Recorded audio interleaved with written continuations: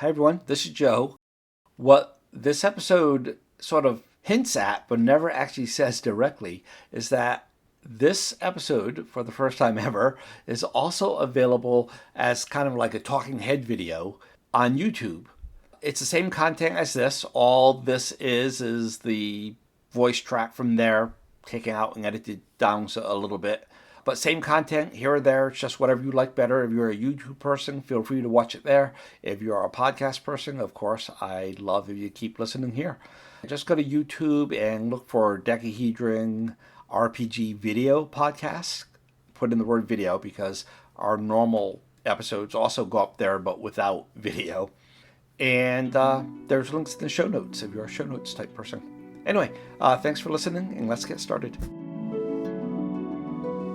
Welcome to the Decahedron RPG podcast, hosted by Joe. Welcome to the Decahedron RPG podcast. Enjoy the show.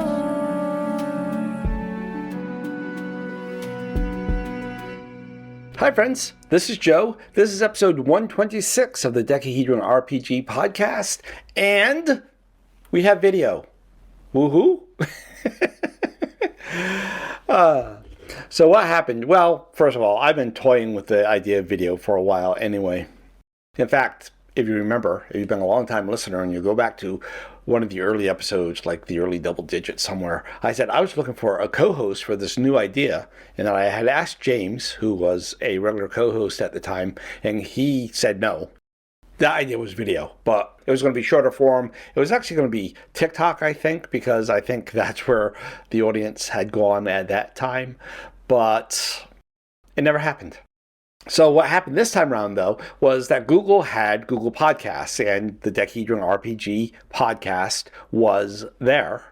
You know, it's also on iTunes, it's on Spotify for podcasters, it's on Spotify, it's on Pocket Cast, it's on all those. But one of the places it was Google Podcasts, and that, you know, it was in the top 3 of places that drove traffic to the podcast.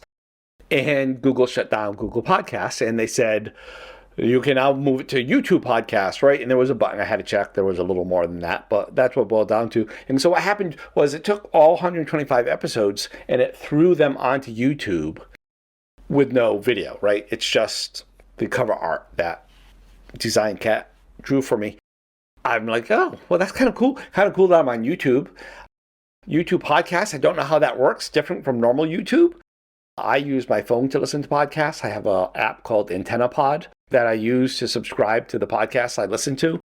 So I don't know how it works on YouTube, but you know, sure enough, when you search on YouTube, you can find the Decahedron RPG podcast, and it comes up with just the static image this whole time. And when I'm browsing through YouTube and I see videos like that, I don't like them. So I said, well, I don't think it would be a lot of work to record the video. Ha! I was wrong already. And then edit it and do the audio feed only the way I am doing, and then do the video feed on YouTube. So we are giving that a try. So what does that mean for the future of the podcast? I don't think it means anything. I suppose there could come a point where, say, a bunch of people migrate to video, and I'm getting like 1,000 views per episode on YouTube, and I'm getting like 10 on the podcast. I'd probably scrap the podcast at that point. I said kind of a similar thing about my blog when I moved to the podcast, and that is kind of what happened. My podcast audience is much higher than my blog audience, so I'm like, what's the point in doing the blog? The funny thing is, I moved to the podcast, one, because I love podcasts. I've been listening to podcasts for 20 years now. Wow. I love gaming, so I did that. But I had a gaming blog, and I said, you know, a podcast would be so much easier. I could just pick up my Zoom H1, I could record something real quick, throw it up there. Yeah, that's not how it goes. Whole lot more time editing the audio than editing the text for the blog. But I'm reaching more people, and that's important to me, not because I'm monetizing anything or anything like that, because what's the point of talking if nobody hears you? You know what I mean? So speaking of YouTube, So all these videos went up, and way back in episode 8, James and I did a review. Actually, it was the very first review we ever did on Decahedron of the Equipment Emporium for the Basic Fantasy RPG. Chris Gonnerman, who wrote Basic Fantasy and who is the rights holder and pretty much the driving force behind Basic Fantasy, he saw it and he made a comment, and I was like, oh, that's kind of cool.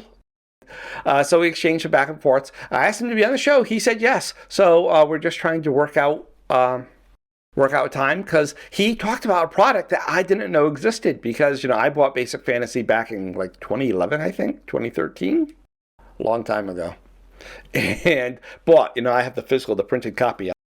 So I don't go to the website all the time because I have the product. I have Equipment Emporium. I have the Field Guide. I have a couple of the adventures. There's a new product I didn't know about, so I'm going to let him come here and talk about that. I'm very excited about that. That will probably be audio only, because I'm not going to ask him to get on camera. Plus, I don't know how we do the remote camera thing at this point. I don't know. So anyway, let's talk about something gaming, and then we'll get onto some feedback. The gaming thing is a conversation that James and I had years ago, actually. I'm going to bring it up. So this was actually, I wrote about this on my blog. By the way, my blog, I talk a lot about it this episode. It's called The Vagabond GM. It's over at Blogspot. I'll put a link in the show notes in the description below if you want to check it out. So this I already kind of talked about there back in December of 2020. In fact, I'll link to this exact article. But I wanted to, again, I had an audience of like 2 on the blog, right? So I wanted to bring it up here where more people can see it, because I want to know what you think. Well, what happened was I had a little bit of writer's block that week, because I tried to put out a blog episode every week, just like I do with the podcast every week. Every Wednesday, I drop an episode. And I said, James, I don't know what I'm going to write about this week. I said, right, James and I live like 400 miles apart, and so said involved typing.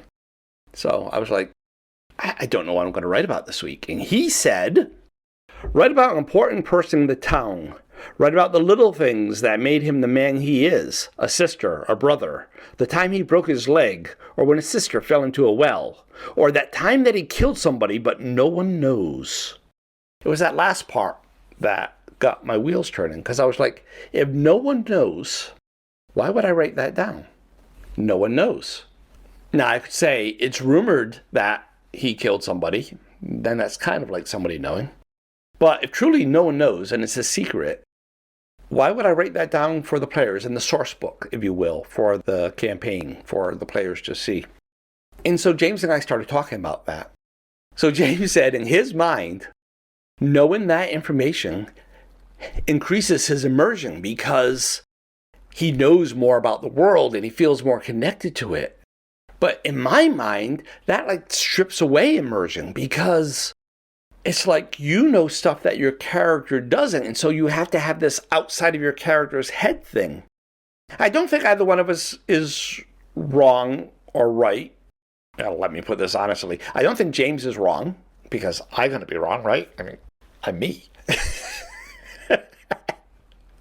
That is so not the person I am. Anyway, I don't think either one of us is wrong or right. I think it's just this different way of looking at the world, at gaming, at life. So I want to know your opinion. Do you as a player want to know an NPC secret that no one in the world knows, that your character doesn't know? Do you want to know that as a player? Now, just to say, I'm clearly schizophrenic. The last couple episodes I've talked about a game I've been designing called Legend of the Flying Fish and the Jade Dragon. And the first adventure for that I'm writing, and it's called Blood Chit. So in case you don't know, Blood Chit was this thing often sewn inside of a pilot's jacket during World War II. The example I'm using is from the Flying Tigers. It's so they got shot down, and of course they don't speak Chinese. That's where the Flying Tigers were flying, fighting the Japanese over China. So it has Chinese written in it. It says pretty much, I am fighting against the Japanese. I am not your enemy. Please provide me with assistance and help and get me to the nearest allied base. Something like that. And so if they got shot down, they could show the inside of the jacket to a local that found them, who would hopefully be friendly and help them that way. Anyway, so that's the name of the adventure, is Blood Chit. Part of the things as I was sketching out this adventure, how it would go, was a cutscene where after the players fly away, something happens on the ground, and that's just to add tension, but it's something that the characters wouldn't have seen. So I'm kind of agreeing with him, and I'm going to read this one other thing that James said, because in my mind, part of the other reason why you don't give away the NPC's secret is because the game isn't the NPC story, it's the player's story, right? We don't care about the NPCs, we care about the players.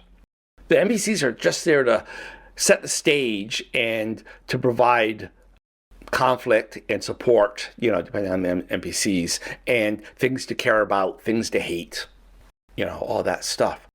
I think if you do too much of telling the NPCs thoughts, their secrets, you're making the story about the NPCs instead of the PCs, and I don't like that. And this is what James said. Again, I'm reading this. I did feel that with your game. Not many DMs do that. They're just running a train on the rails. You can't even look to the left or the right, just straight ahead. I thought that was very nice of James to say. Thanks for that, James. I said thanks in the blog post, but again, thanks again. See, James has nice things too. That's it. Let me know what you think about knowing the NPC secret, about the GM telling you stuff that your character doesn't know. Do you want to know that? Does it put you deep in the story? Does it take you out of the story? Is it the GM just becoming a storyteller and you're forced to sit there and listen? What do you think? If you're on the YouTube side, feel free to put comments in the area below. If you're on the podcast side, actually, if you're on the YouTube side, you can do it this way too. It helps me out, actually, though, if you make comments, because YouTube says, that's engagement. We must like this video, and they push it a little more, but whatever. You can send feedback to feedback@decahedron.com, decahedron spelled with a K. There's ways to send audio feedback too. All the information is in the show notes or in your favorite podcaster. All right, podcatcher. Clearly, I'm your favorite podcaster, right? Yeah, no, I didn't think so. Anyway, let's do some feedback. Mail call from the United States of America. So I am backed up with feedback. I have 12 feedbacks sitting right here. So I don't think I'm going to get to the feedback I talked about last time, because there's 12 here. We don't have that much time. So let's do the first one. The first one is from Jason. Jason is the host of the Nerds RPG Variety Cast. He says that he is not making any more episodes, but he made that announcement on April 2nd, which means he recorded that on April 1st. I'm not buying it. Everyone else is falling for it. I refuse to believe it. I think that this is a big April Fool's joke from Jason, and that he is going to continue podcasting. Maybe, just maybe, that's me wishful thinking and like being the ostrich and putting my head in the sand and everything. But I don't know. I think it would make a great April Fool's gag, and if it were me doing that, carrying it on all through the month, and then in May saying, "Ha! April Fool's." Yeah, that's the kind of thing I would do.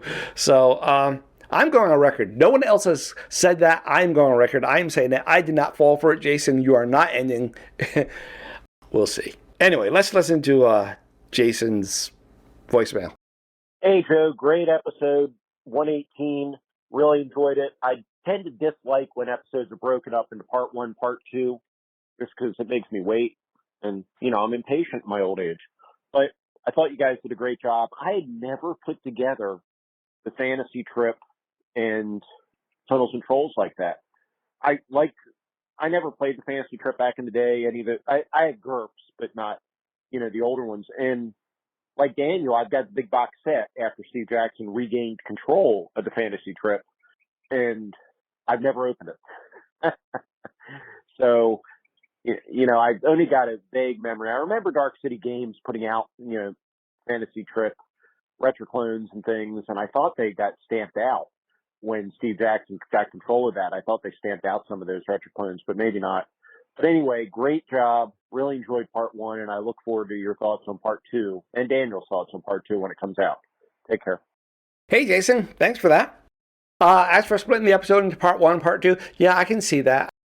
Like, I hate watching half a movie. Like, you go to the movies to watch a movie, and it ends with, like, to be continued. Oh, that really irritates me. Like the last animated Spider-Man? Or should I say, the last Spider-Man cartoon? All right, that's an inside joke for the for you that follow my podcast for a while. Anyway, for that, I've never seen the second Pirates of the Caribbean because of that reason, because a friend of mine, coworker, went to see it, and he came back and he said, oh no, it's one of those half movie things. So I said, I forget it. And for that reason, I've never watched the Lord of the Rings movies. So there you go. Actually, I watched the first one and I fell for that, and Fellowship of the Ring. I was like, yeah, forget it. I'm not watching the rest. So I didn't. I did watch the Hobbit movies though, and yeah. Anyway, so I get your pain, but I'd rather put out 2 short episodes than 1 too long episode. And I think a half hour is a sweet spot for my episodes. The fantasy trip in Tunnels and Trolls. Yeah, it came to me one day, and the similarities, but I already talked about all of them on episode 118, so I'm not going to talk about them again. But yeah, it came to me, and then a few months later, I was reading Ken St. Andre's. He made a post about something. He was talking about, this was before the deluxe Tunnels and Trolls came out, and he said something about, Steve Jackson never agreed when he did the edit for Monsters. I was like, oh, now it all makes sense. It goes together. Like you, I never had the fantasy trip back in the day. I've said many times before that I started playing GURPS before GURPS was GURPS, though. So after Steve Jackson left metagaming and started Steve Jackson Games, the first GURPS product was called Man to Man, which was pretty much the melee of GURPS. It was just the combat system, just the 4 fighters, and that's when I started playing. And that was when I went home for the trial from that robbery. But no, Dark City Games was not stamped out. Their website still exists. They still sell their little adventures, and they still have the free versions of Legends of the Ancient World, Legends of Time and Space, Legends of the something West. Old West? Wild West? I can't remember. All right. Thanks for that call, Jason. I am going to put a link to your show in the show notes because, again, I'm not falling for your April Fool's joke. All right. Next one, also from Jason. Hey, Joe, Jason here. Just finished part 2 of your review, and I really enjoyed it. I don't really have a whole lot of comments. I think everything you guys hit on is right. And, yeah, I'm pretty much with you on the idea of retro clones and ones that are quote-unquote approved and ones that aren't, or, games that have OGLs or things that have properties in Creative Commons that allow you to work with them as opposed to somebody that doesn't. So, anyhow, great job. Looking forward to what you do next. Take care. Oh, for Fudge, you may want to reach out to Che Webster of Roleplay Rescue for the review of Fudge. Just saying. Hey, Jason, thanks for that. Yeah, the retro clones thing, we talked about that before. I am so on the fence about that. Like I said, all the stuff like Basic Fantasy, like we're talking about, the White Box. What's the other one that everyone talks about? The one that they split up into all the little books these days. I don't know. That one. So anything based on OGL content, yeah, I'm definitely okay with. No problem at all. People that recreate an older game that's out of print, yeah, I don't have a problem with that either. People that recreate an existing game, I don't know, because rules aren't copyrightable. So if they're doing their own presentation and everything, it should be okay, and I should be okay with it. And I'm a big proponent of open source stuff. Huge. But yeah, I don't know though. I don't know. All right. The other thing you said was reaching out to Che Webster. If I remember right, on your podcast, once Che Webster called in and mentioned that he was on the Fudge mailing list back when that was a thing, and I called in to mention that. So the problem with having Che Webster on might be usually when I'm doing a review, if I'm very positive about the property, I pick somebody who might be a little more neutral to balance it out. or if I'm a little negative on the property, I might look for something that's particularly positive to be on it, to balance it out. And I have very positive vibes about Fudge, and I think Shea Webster has very positive vibes about Fudge. On the other hand, finding someone who doesn't like Fudge, that might be difficult. Actually, they exist because one of my old gaming groups, they didn't like the words. They said we're doing math with words, right? Because fair plus 2 is great, right? And that's just weird. I'll give them that. Anyway, thanks for that call. Next one is from Evil Jeff. Evil Jeff is the host of the Minions and the Musings podcast. It's a great podcast, though these days it's much more about musings and nothing about minions, but it's still great. Joe, Evil Jeff. Hey, just listened to the award show. Thank you for the gift that you're sending this my way the first day. But I wanted to actually get back with the fact that nobody in that group knew the Avengers TV show. I mean, now I'm starting like I feel old or something because nobody. Well, I'm not as old as other people, but still, come on. I thought people had more culture or something like that. Nah, I'm just joking. Yeah, but I mean, Patrick McNee, and then, a couple different sex kittens there, Diana Rigg, Honor Blackman. Oh yeah. What was it? Linda Thornton, I think. Thorson. I mean, just a great TV show. The reboot, who cares about the reboot? That thing with Val Kilmer, I wouldn't have trusted it anyway. But, the original is where it's at. A little campy and everything at times, but all in all, good storylines and, pretty solid acting in many ways. And Patrick McNee, you didn't need James Bond, doing all he did. Patrick McNee was a pretty good agent in and among his own rights. All right. We'll catch you later.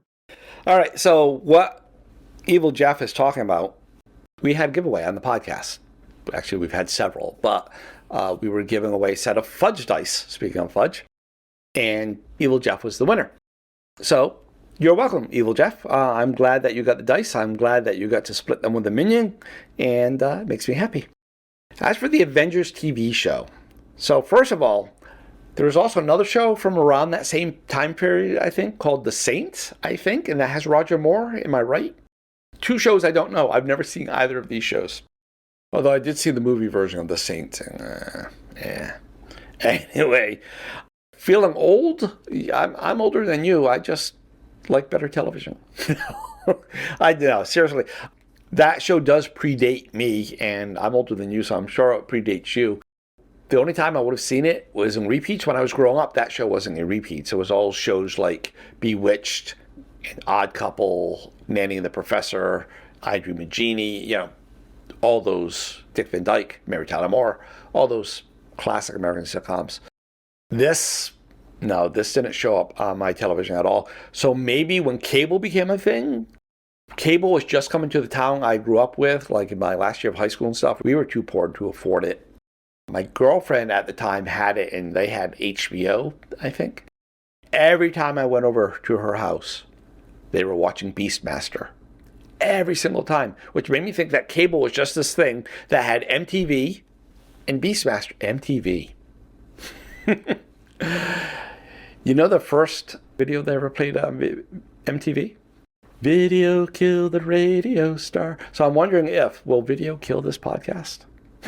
Anyway, so if it was on cable, like in the early 80s, I wouldn't have seen it. And then I went to England for 3 years where cable wasn't even a thing. So if it was airing like before 1988 on American television, like on cable, maybe Nickelodeon, TV Land, whatever, I wouldn't have seen it then. So I came back to the States in 88. So it would have to been after that. But yeah, I never saw the show. The next call is also a call from Evil Jeff. Joe, Evil Jeff. Hey, just finished listening to the 3 different Minotaur thieves. Good stuff there, like what people did there. Glad you put out Fate Accelerated. I think that's the system which I've messed with some, and I like it and wouldn't mind getting more into it, using it here and there. But the big thing I was calling about was Dark Fluid. Brought up something from the player options handbook, which I knew I'd seen before, but I've never actually read. I don't own it.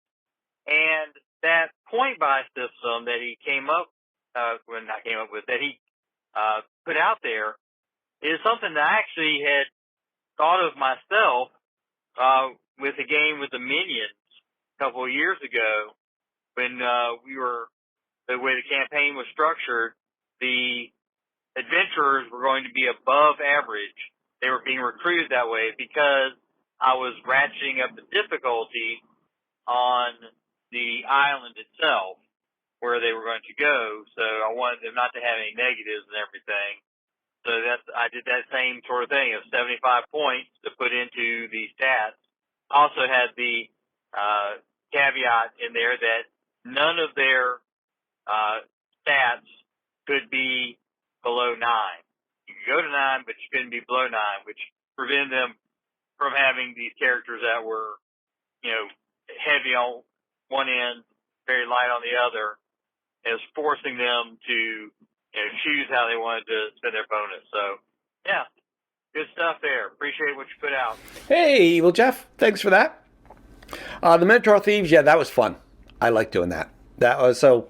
If this is your first time listening, a few episodes back, actually that was the episode where he won the dice too.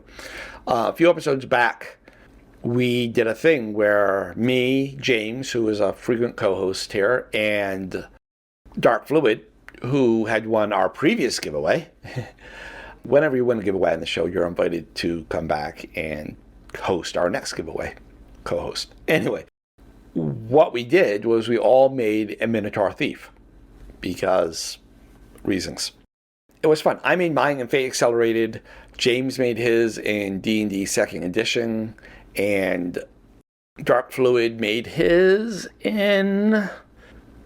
Was it Barbarians of Lemuria? I think it was. Yeah, it was fun. But he did this point buy system. My thoughts on this point buy system. Okay, 75 points. 3d6 down the line, your average points will be 63.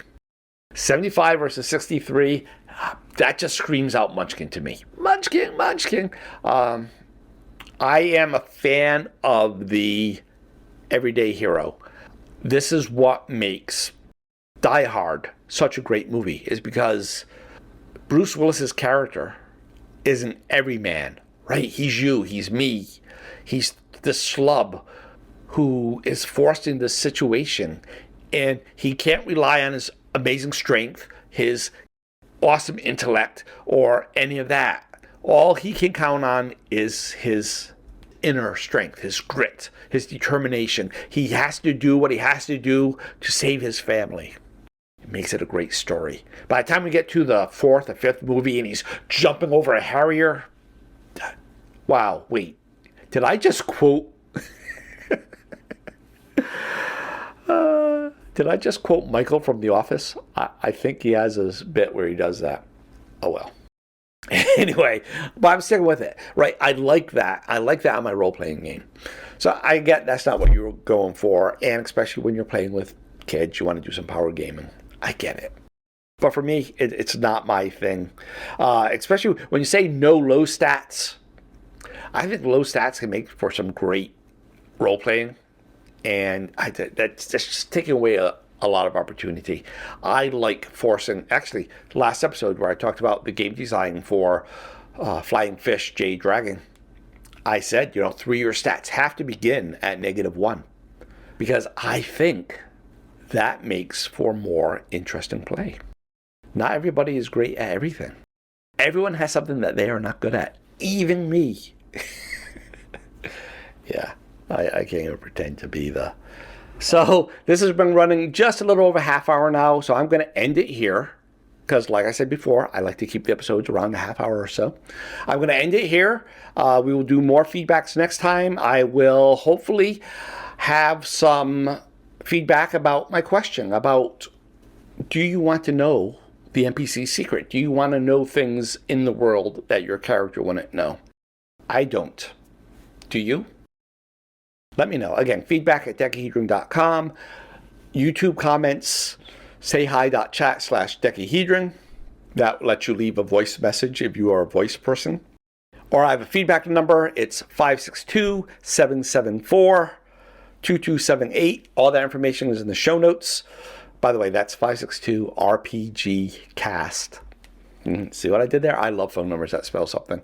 That's just a Google Voice number. No one will ever answer that. Don't worry about being, hi. No, that's not going to happen. But my normal phone number, that also spells something. It spells something awesome and amazing. But I'm not crazy enough just to announce it and put it out there in podcast/YouTube land. No, that's not going to happen. But it's a great phone number. I love it. Anyway, yeah, let me know what you think about all of that. Yeah, that's pretty much it. So thanks for listening. And until next time, happy gaming, happy life. Bye. Thanks for listening to the Decahedron RPG podcast. Please come back again to the Decahedron RPG podcast.